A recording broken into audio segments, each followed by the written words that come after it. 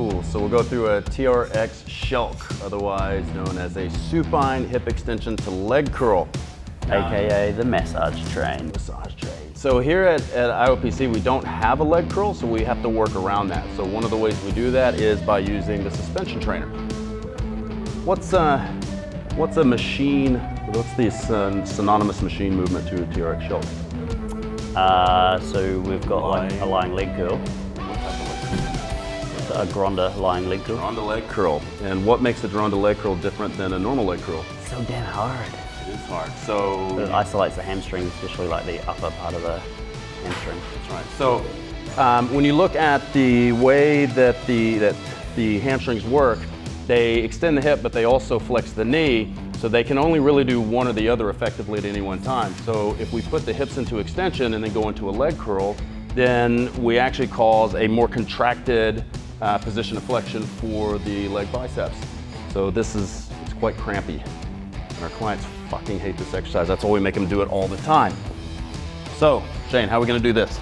All right, so we're gonna set up to start with by putting the heels. So you wanna have the straps. Now understand that there's a couple of different ways that we can do this, right? Is like we're using a TRX, and I'll crouch back down because apparently me standing up, I'm too tall. We can use a TRX. We could also use a Swiss ball. Now understand that the Swiss ball, the TRX is going to be a little bit more stable for some people. Some people find the Swiss ball a little bit more stable in terms of actually having something that they can drive their feet into as they pull up.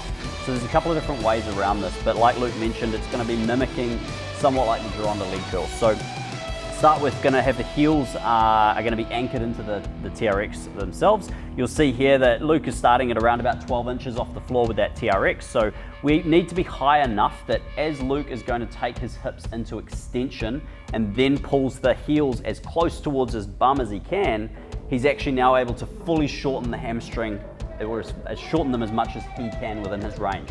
Now one thing, you can come back down to the ground for me.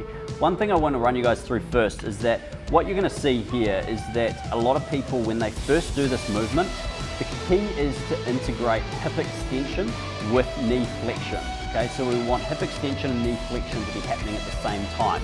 However, for a lot of people, they struggle with that because they throw it into their lower back and then they don't feel their hamstrings at all. So what we're going to cue first off is Luke's actually going to extend his hips. So this is going to be part one of the movement.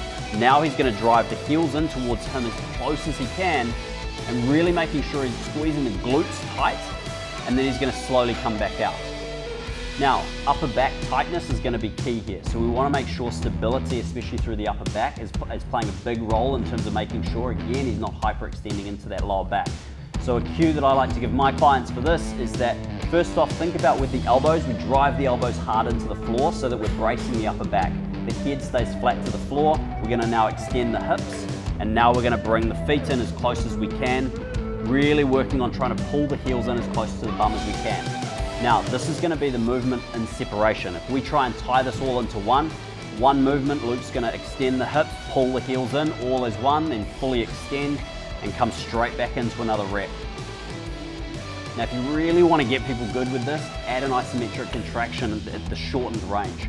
So this time Luke's going to pull all the way in, drive all the way up into full extension. Now hold this position, keep squeezing as tight as you can. Good, keep those heels pulled in nice and tight. Now start to let the feet come back out, right, and lower down. So there's a few different ways we can break this movement down here. Is that we can put the person first off into a shortened contraction, then actually extend the hips and allow them to go into full extension.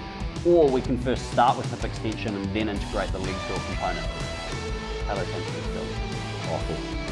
You can also do single leg, which I just started doing. And oh my God, that's so hard, fuck. So for a lot of our clients who have just come off their home lockdown programs, now that they might be returning to the gym, those people who did actually have a TRX, especially for me personally, is I integrated a lot of the SHELC type movements with the TRX. And the change, especially with the stability for a lot of those clients in terms of knee and hip health and movement, is that once they progressed to the single leg SHELC for reps, they were finding that returning to the gym, they're now stronger through a lot of other movements. We can also, if we wanted to load this more, we could also band it and anchor the band to a heavy dumbbell so that when we pull this in, that creates that tension as we bend the knees. When you're thinking about overloading the resistance curve as well, is that like Luke has got here, is you can see the TRX is hanging straight down, so he's pulling that TRX shorter. He's bringing the TRX closer to him as he curls the leg in. If this is too challenging for your clients, get them to move towards the machine, because that way the TRX itself starts on the other side, and then as they pull in, they're now into a straight line underneath the bar, which is actually taking some of the tension off the TRX because they're bringing to more of a neutral position. So if you first want to teach the movement, think about bringing them closer, then move them away, which is going to make it more challenging.